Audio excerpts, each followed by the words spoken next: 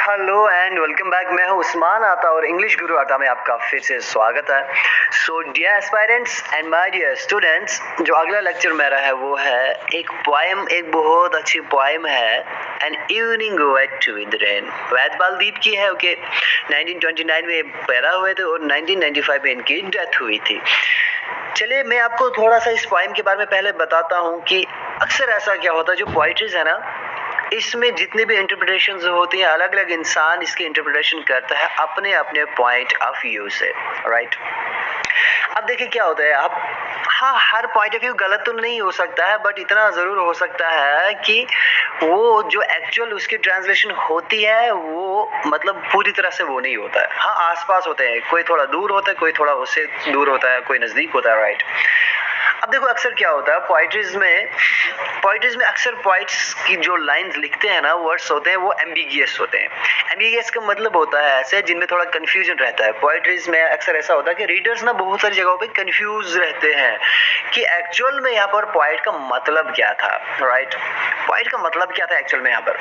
तो देखो एक्चुअली क्या होता है, सबसे पहले किसी पोइट्री का कोई मतलब हो या फिर उसका जरूर कोई मॉरल हो। मैंने आपको पहले भी बताया था पोइट्रीज में, पीछे लेसन चैप्टर्स में, लेक्चर्स में कि मैंने पहले भी लेक्चर्स में बोला था कि अक्सर ऐसा क्या होता है कि पोइट्रीज का मतलब होना या मॉरल होना जरूरी नहीं है।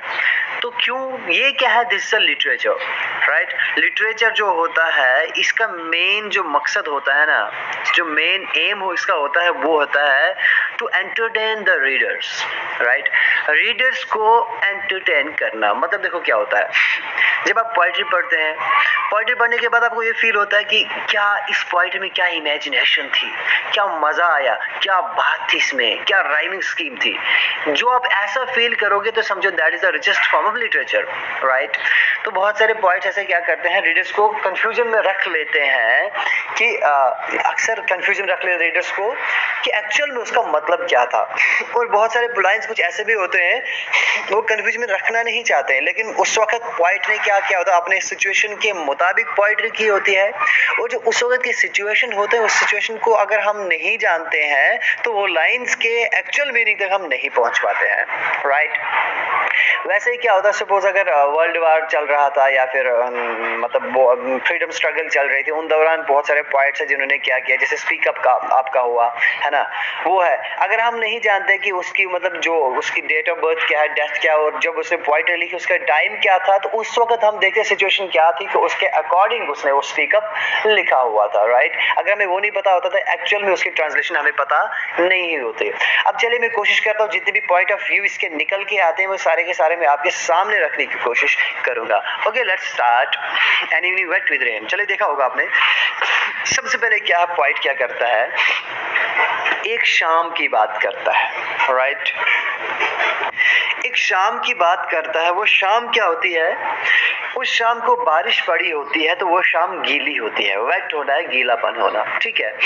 जैसे कि देखो यहाँ पर शाम है, आपको पिक्चर में मतलब अच्छे से दिख रहा है, ये शाम का टाइम है और यहाँ पे बारिश गिरी हुई है। बारिश गिरने के बाद जो यहाँ पर नीचे हम देखते हैं, जो ये यहाँ पर सिटिंग प्लेस है और जो नीचे जो फ्लोर है, जो फुटपाथ है, ये सारा का सारा क्या है, गीला हुआ है। उस शाम की बात कर रहा है, ठीक। तो ये क्या बोल रहा है, वो शाम, गीली शाम थी, बारिश पड़ रही थी। As I walk through the lane, कह रहा है कि जब मैं चल रहा था, कहाँ से, थ्रू द लेन होता है एक गली, स्ट्रीट, या फिर आप कह सकते हैं एक लाइन, यानी कि जिसे फुटपाथ, इसको आप लेन कह सकते हो, राइट, जहाँ से चल रही है जो भी पॉइंट। कह रहे कि जब मैं वहां से चल रहा था तो क्या हुआ, the heart beckons the hands to hold them with love. कह रहे कि हाथ, बेकन्स होता है टू कॉल, ठीक है, टू कॉल, टू बुलाना, किसी को पुकारना। कह रहे कि दिल अंदर से पुकारने लगा।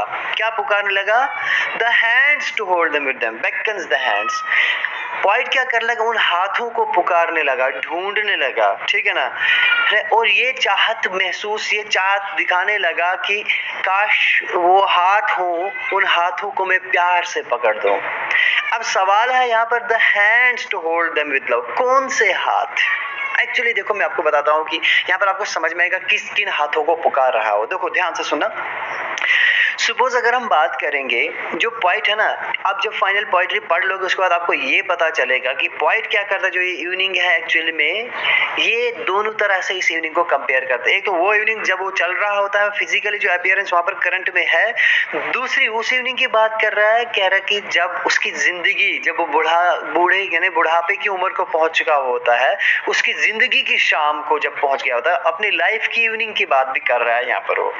अब वो क्या कर रहा है, वो एक्चुअली थक चुका होता है, बूढ़ा हो चुका होता है, उसका जो अपने जो प्यारे थे है ना कि जो जिनसे वो प्यार किया करता था, जो जवानी के वक्त में या ओल्ड मेमोरीज में एक खूबसूरत टाइम में जिसकी वजह से जिन हाथों ने उसके हाथों को थामा था और उसके वक्त को खूबसूरत बनाया था, कह रहा है कि वो तो उससे दूर जा चुके हैं, अपने शायद उससे दूर जा चुके हैं। अब वो बुढ़ापे की उम्र को पहुंचा है, बूढ़ा हो चुका है यानी कि उम्मीद खत्म हो चुकी है, टूट चुका है, ठीक है ना, कोई इसके एमलेस हो चुका है। तो अब वो अपनी मेमोरीज को याद कर उन हाथों को पुकार रहा है, अपने कंपेनियन साथी को याद कर रहा है, ठीक है ना। वैसे ही क्या है कि तभी बोल रहा है कि जो क्या कर रहा होता है जब वहां से चल रहा होता है, वो क्या करता है अपनी पुरानी यादों में खो जाता है। दिल जब इंसान क्या होता है, जब सॉरोफुल होता है ना, तन्हा होता है, जब इंसान क्या होता है सैड होता है, दुखी होता है, तो दुखी सूरत में इंसान का ये नेचर है, इंसान के दिल यही करता है कि जब दुखी इंसान होता है ना, इंसान को वही इंसान याद आता है जिसने कभी उस इंसान के लिए प्यार दिखाया होगा, जिससे इंसान को जो लगता है कि ऐसे हालात में एक इंसान जो मेरा साथ दे सकता है ना, उस इंसान को इंसान याद करता है। ये भी एक पॉइंट क्या करता है, कह रहा है कि दिल क्या जब मेरा दुखी था ना, तो उस अंदर से एक आवाज आने लगी, काश कि वो हाथ आ जाए, उन हाथों को मैं प्यार से पकड़ लूं। अब वो कोई भी हो सकता है, इसके कंपेनियन कोई भी हो सकता है। ओल्ड मेमोरीज की बात कर रहा है, जब उसका साथी था जिसने उसके हाथों को पकड़कर जिंदगी में आगे बढ़ा था, वो उन हाथों को कह रहा है कि वो पुकार रहा है, right. The mind also knows the subtle signals of the breeze should stand on the ground or waft with the wind. अब देखिए क्या है, कह रहा है कि जो दिमाग है ना, माइंड ऑल्सो नोज। देखो ये लाइन पिछली लाइन के साथ कनेक्टेड है, क्यों कि हमें पता चलता है ऑल्सो से, भी से। हम भी तभी यूज करते हैं जैसे हम बोलेंगे, मैं बोलूंगा उसने खाना खाया, मैं बोलूंगा उसने भी खाना खाया, मतलब उससे कनेक्शन है ना, इसने भी किया और उसने भी किया, राइट। वैसे यहाँ पर माइंड और हार्ट में कनेक्शन है, जो हार्ट सोच रहा है माइंड भी उसी की तरफ सिग्नल दे रहा है।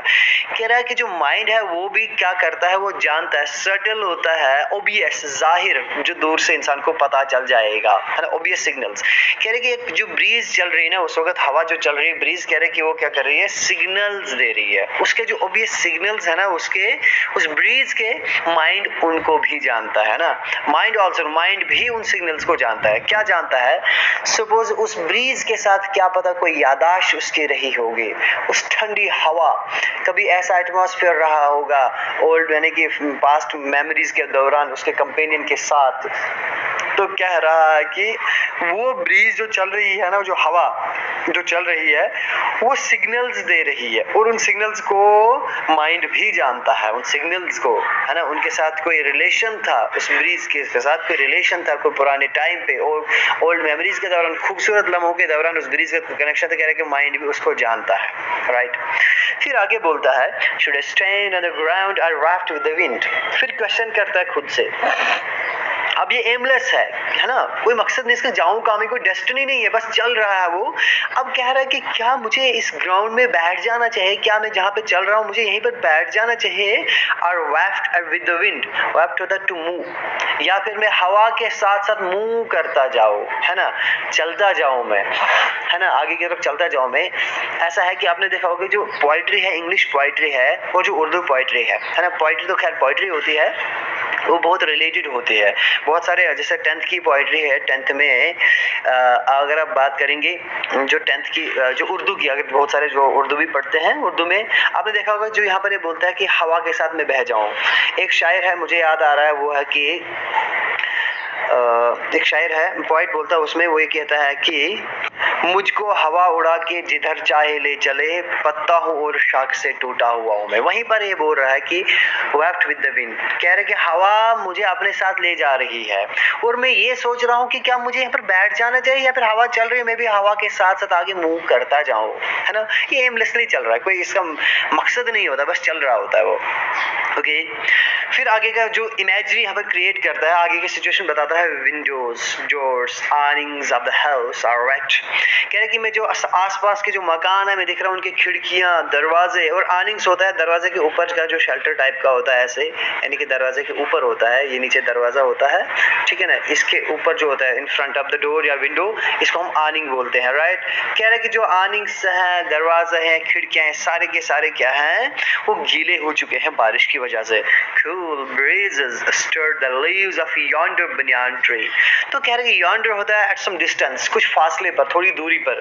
कह रहे कि थोड़ी दूरी पर वहां पर बनियान ट्रीज भी हैं, और बनियान ट्रीज क्या है कि जब बारिश गिरती है, जब थम जाती है बारिश गिरने के बाद हमेशा हवा चलती है, ब्रीज चलती है, तो कह रहे कि जो ठंडी ब्रीज चल रही होती है, स्टिर होता है हिलाना, थरथराना, है ना, वो पत्ते थरथरा रहे होते, हवा से आते हिल रहे होते। कह रहे कि वो जो थोड़ी दूरी पर जो बनियान ट्री है उसके जो पत्ते हैं ना, हवा से वो हिल रहे हैं, हवा उनको हिला रही है। देखो वहां पर सिचुएशन बता रहे हैं कि क्या सिचुएशन है। फिर बोला the collar of my coat is also wet with drops of rain all around silence, sorry.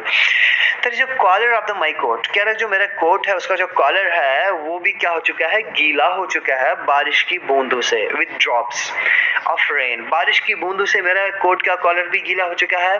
All around reigns silence, reigns होता है हुकूमत करना, कह रहे कि चारों तरफ मैं क्या देखता हूँ, खामोशी हुकूमत कर रही है, यानी कि खामोशी ही खामोशी चारों तरफ है, बस ये अकेला भटक रहा है, चल रहा है। हालांकि ऐसे समय में हर इंसान कहाँ होता, अपने घर पे होता, लेकिन ये वहां पर भटक रहा, चल रहा है, क्योंकि ये उदास है, इसका घर में कोई इंतजार करने वाला नहीं है, इसकी कोई उम्मीद नहीं है कि बस मुझे घर में कोई इंतजार कर रहा है, मैं जाऊं, है ना, खुशी से वहां पर, इसका कोई वहां पर है नहीं, ये एमलेस हो चुका है, होपलेस हो चुका है, तो बस ये बाहर चल रहा है, अपने पास्ट में खोया हुआ याद कर रहा है, ओल्ड मेमोरीज को। My feet are cold with water seeping through my shoes।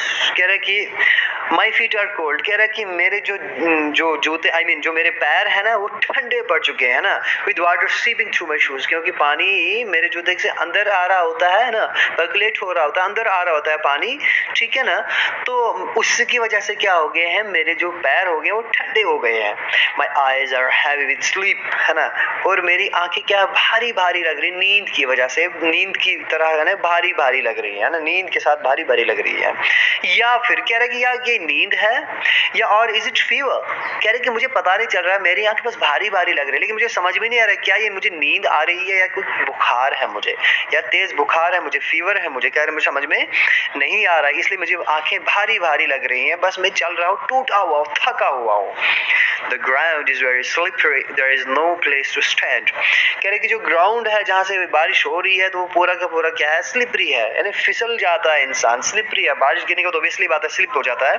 और कह रहे कि कोई ऐसी जगह नहीं है जहाँ पर मैं खड़ा रहूं या बैठ जाऊं कहीं पर आराम से, कोई ऐसी जगह मुझे साफ सूखी जगह नहीं दिख रही है, right.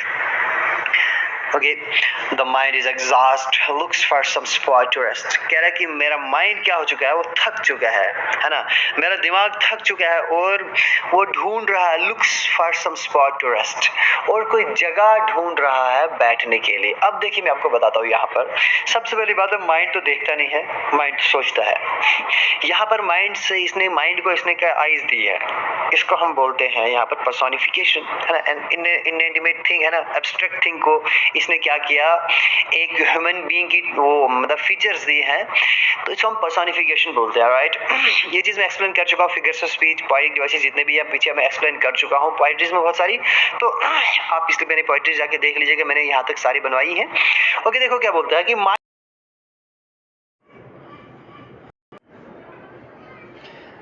Mind is exhaust looks for some spot, यानी कि आपको समझ में आया होगा कि माइंड एग्जॉस्ट हो चुका है और कहीं बैठने के लिए जगह ढूंढ रहा है, right. Loss of hope has darkened the evening of my life too. अब देखिए क्या है, कह रहा है कि जो लॉस ऑफ होप है ना, कह रहा है कि देखो यहाँ पर क्या है, ये फिजिकली की बात भी कर रहा है और यहाँ पर साइकोलॉजिकली की बात भी कर रहा है। कैसे, यहाँ पर तो इस शाम की बात कर रहा है कि वहाँ पर कह रहा है कि एक दिमाग ये थक चुका है, कहीं बैठने के लिए रेस्ट ढूंढता है, दूसरी तरफ ये कि दिमाग के यानी कि माइंड थक चुका है, यानी कि परेशानी की वजह से मैं टायर्ड हो चुका हूँ और शांति की सुकून की जगह ढूंढता हूँ। दूसरा बोलता है कि जो मेरी उम्मीदें हैं ना वो ख़त्म हो चुकी हैं, होप्स टूट चुकी है, ख़त्म हो चुकी है। कैसे होप्स ख़त्म हो चुकी है बता रहा है कि कह रहा है कि मेरा कंपेनियन चला गया, मेरा घर पे कोई इंतज़ार करने वाला नहीं है, मेरी ज़िंदगी यानी कि मैं बुढ़ापे की उम्र को पहुंच चुका हूँ, मौत करीब है और सारी उम्मीदें टूट चुकी हैं। और लॉस ऑफ होप ने क्या करते हैं, मेरी जो शाम की जो लाइफ की इवनिंग है ना, उस लाइफ की इवनिंग को भी डार्कन्ड कर दिया है, उसको भी अंधेरे में बदल दिया है, राइट। यानी कि मेरी जो ज़िंदगी की शाम है उसको भी अंधेरे में बदल दिया है, right. And clouds gathering in the mind shed tears as they pass. और बोल रहे जो क्लाउड्स मेरे माइंड में गैदर हुए हैं, अब कौन से क्लाउड्स गैदर हुए, इसके माइंड में क्या गैदर हो सकता है, क्लाउड्स यानी कि बादल, किसके बादल, गम के बादल। कह रहे कि गम और परेशानी के बादल जो मेरे जहन में है वो जमा हुए, जो ही वो गुजरते हैं वो बादल, यानी कि जो मेमोरीज, कौन सी यादें, जो अपने कंपेनियन को बिछड़ने की यादें, ओल्ड यानी पास जो चला गया है ना, जो इस वक्त ये सॉरोफुल है, परेशानी मुब्तला है, कह रही कि सारी की सारी जो मेरे माइंड में चीज़ें आती ना, ये क्या करती हैं, शेड टीयर्स एज दे पास, जैसे यहाँ से गुजरते हैं वो आंसू बहा देते हैं मेरे, राइट। मेरे आंसू निकल आते हैं उन सारी चीज़ों को, क्योंकि उम्मीद ख़त्म हो चुकी है, सब कुछ सहारा टूट चुका है, right. The evening of troubles my companion is also depressed. अब देखिए यहाँ पर इसका कोई साथी नहीं है सिवाय इस इवनिंग के। कह रहे कि मेरा जो यहाँ पर कंपेनियन अब बचा है कोई भी लाइफ में नहीं सिवाय इस शाम के। कह रहे कि एक इवनिंग है वो भी ट्रबल से भरी हुई है, परेशानी से भरी हुई एक शाम है, ये क्या है, कंपेनियन। देखो कॉमा से हमें पता चलता है द इवनिंग ऑफ ट्रबल्स, फिर कॉमा माई कंपेनियन, फिर कॉमा इज ऑल्सो डिप्रेस्ड।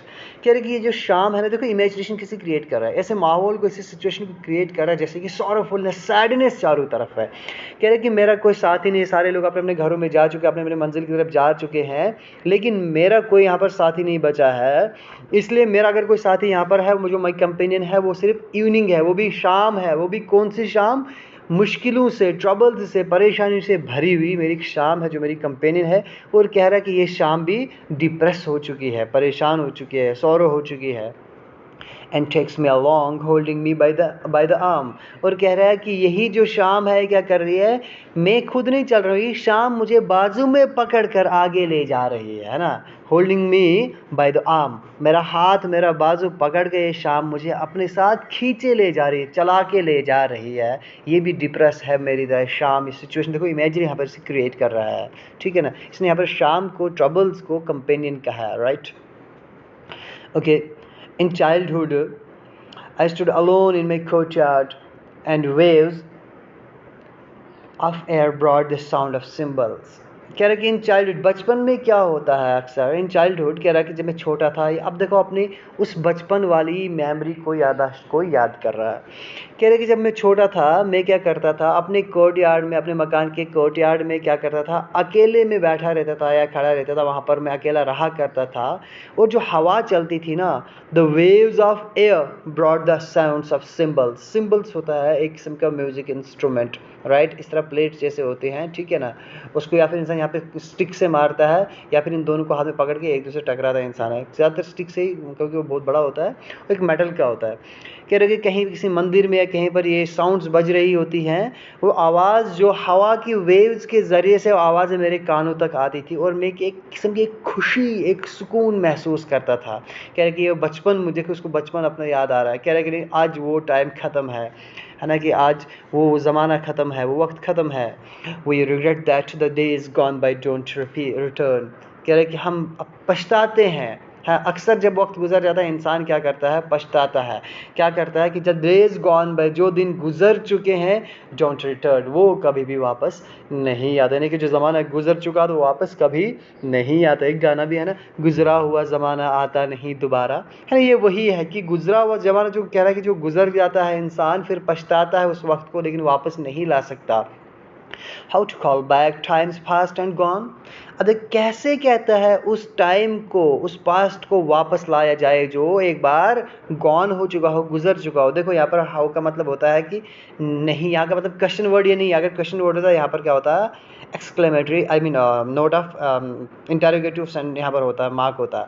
लेकिन यहाँ पर क्या है, यहाँ पर हाउ का मतलब है एक सडन फीलिंग बता रहा है। यहाँ पर बता रहा है कि बुरे वक्त को कैसे वापस लाया जा सकता है? ये क्वेश्चन नहीं कि जैसे हम बोलते हैं क्या बात है, हम नहीं पूछ रहे उसको क्या बात है, हम बोलते हैं क्या बात है, नहीं कि बहुत अच्छी बात है। वैसे बोल रहे हैं कि how to call back times and past time, कह रहे हैं कि उस वक्त को नहीं बुलाया जा सकता जो एक बार टाइम पास्ट हो चुका हो, जो गुजर जाएगा वक्त, जो निकल जाएगा एक बार, उससे हम वापस कैसे बुला सकते हैं? यानी कि हम वापस कभी बुला नहीं सकते हैं। The evening prepares to go to sleep in the lap of night. अब कह रहा है कि जो शाम है, जो इवनिंग है, वो तैयार हो रही है, प्रिपेयर हो रही है, रात की गोद में सोने के लिए तैयार हो रही है। मतलब देखो क्या होता है कि जब शाम होती है ना, जब शाम ढलती है तो फिर रात आती है। कह रहे कि यहाँ पर शाम अब आहिस्ता आहिस्ता ढल रही है ना, कि रात आ रही है, यानी खुद को क्या कर रही है, शाम रात की गोद में सोने के लिए तैयार हो रही है। यानी कि गर्ज कहने का मतलब इसका ये है कि शाम आहिस्ता ढल रही है और रात छा रही है, हल्के हल्के से अंधेरा आ रहा है। अब ये बता रहा है कि जिस तरह अपनी ज़िंदगी की शाम की बात करे कि मेरी शाम, मेरा बुढ़ापा आहिस्ता आहिस्ता गुजर रहा है और मौत की तरफ मेरा कदम बढ़ रहा है, right. Slowly softly just as the skies feet touch the ground. अब बता रहा है कि ऐसे ही शाम आहिस्ता आहिस्ता अंधेरे में बदल रही है, चेंज हो रही है, ऐसा आहिस्ता से, स्लोली स्लोली और नरमी से, आराम से ऐसा लग रहा है कि जो आसमां है, जो है ना स्काई है, उसके फीट ना ज़मीन को टच कर रहे हैं, है ना, कि वो ज़मीन पर भी शाम हो रही है, आसमान पर भी शाम हो रही है ना। आहिस्ता आहिस्ता ये क्या कर रहे हैं, ज़मीन और आसमान मिल रहे हैं, एक जैसे हो रहे हैं, एक जैसा एनवायरनमेंट क्रिएट हो रहा है यहाँ पर। कह रहे कि ऐसा लग रहा है कि आसमान ना अपने पैर ज़मीन को मतलब वो छू रहा है। वैसे आहिस्ता आहिस्ता सॉफ्टली और स्लोली क्या हो रहा है कि शाम बदल रही है रात में, right. Shadows of trees rest in the dark tank as passing clouds cast a shadow over hills। तो क्या कह रहा है, तो ये क्या बोल रहे कि जो अंधेरा होता है, कि जो ट्रीज होते हैं, शेडोज ऑफ ट्रीज, यानी कि जो दरख्तों का साया है, वो भी रेस्ट करने जा रहा है, आराम करने जा रहा है, रुकने जा रहा है। कहाँ? इन द डार्क टैंक, यानी कि वो भी किस में जा रहा है, अंधेरे के टैंक। देखो यहाँ पर आप in the sense of pond, है ना, या पूल आप कह सकते हो, यानी कि अंधेरे को इसने एक तालाब से तशबीह दी है, यानी कि अंधेरा हो रहा है, इस अंधेरे के तालाब में वो रुकने जा रहे हैं, है ना।